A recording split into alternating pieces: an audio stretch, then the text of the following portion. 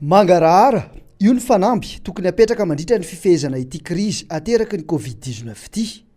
Notsipihan'ny filoha nasionalin'ny tima tsara fa antoka iray azona ny fahatokisan'ny mpamatsy vola ny fampisehoana ny mangarahara amin'izao vanim-potoana izao. Za zao manana rapport ny zareo avy any amin'ny OMS, mazava tsara mihitsy ny rapport meny anahy. Hoe reto aby ny vola tonga any Madagasikara zao izy, nareo ka fa nanao. Aiza ny zavatra misy, izay ny ilana ny tily hoe tokony mandeha tsara ny transparence ilay izy. Tokony mandeha tsara ny transparence, io zavatra tokony ataontsika. Voalohany indrindra, fepetra ajaina mandritra ny ady amin'ny coronavirus. Voalohany, mangarahara avokoa ny zavatra atao rehetra. Mangarahara avokoa ny zavatra atao rehetra. Faharoa, tsara tantana ny fizarana ny reny fanomezany reny. Fahatelo, filazana ny zava-misy marina. Tena milaza ny zava-misy marina, izao no tena ka misy. Dia izay no mahatonga hoe tokony alaitsika tahaka ny any amin'ny tany efa tratran'izy ireo. Jerenareo tsara nge zao ny any Italie, nanafatra olona avy any Chine izy, ny any Espagne.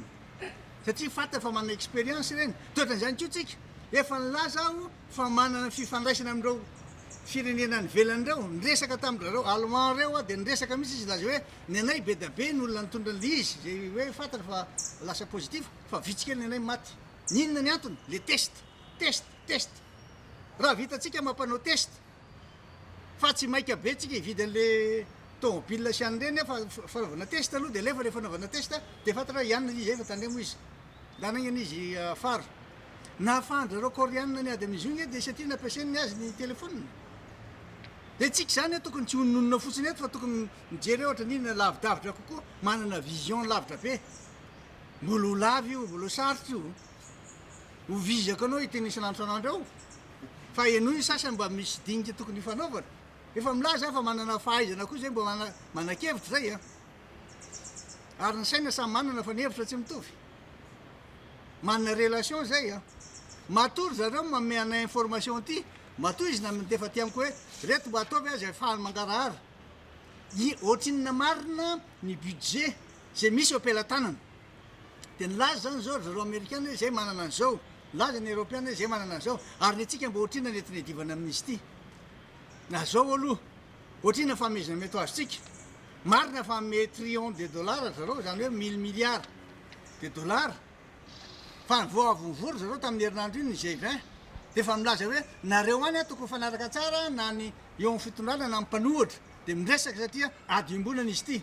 Feto amintsika tokony hiezaka mafy mpitondra mba teny ifampiresaka.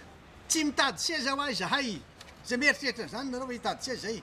Ady ty ataontsika ity. Ratsaivina dia nitaky io mangarahara io ihany koa ny Transparency International Initiative Madagasikara tanatin'ny fanambarana izay navoaka ny faran'ny herinandro teo.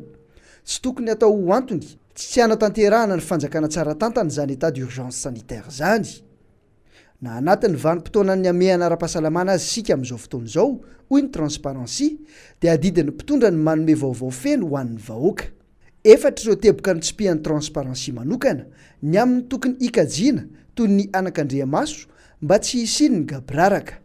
Notsipihan'ny Transparency International Initiative Madagasikara ohatra, ny tokony hisiny mangarahara eo amin'ny sehatra ny fahasalamana. Mila apetraka mazava ny paikady tsy hisiny ny kolikoly amin'ny fahasalamana.